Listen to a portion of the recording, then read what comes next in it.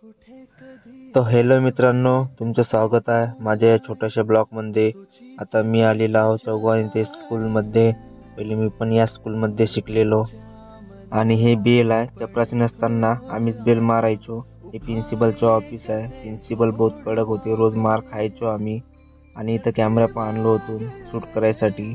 आणि इथं स्वयंपाक करायचे, इथं चूल वगैरे आहे। आणि हा होता माझा क्लास 9वा ब। आता स्कूल वगैरे बंद आहेत कारण आता सुट्ट्या लागलेल्या आहेत। आता इथं 10 वर्षानंतर आलो आणि 10 वर्षात इथं बहुत काही चेंजेस झाला आहे। आणि इथं छोटासा बगीचा पण आहे, छान फुलं पण होते पहिले आणि आम्ही असताना रोज पाणी पण टाकायचो। आता एक पण फुल नाही आहे तिथं। आता कसं फुल असणार इथं, कारण आजचा काळच चेंज झाला आहे ना।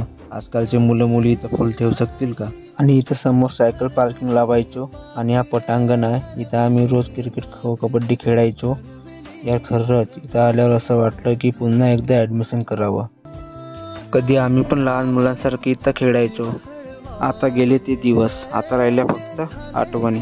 तर मित्रांनो, असं होतं माझं आजचं ब्लॉग। जर आवडलं असेल तर एक लाईक करून टाका आणि कोण कोण या शाळेमध्ये शिकले ते कमेंटमध्ये नक्की सांगा।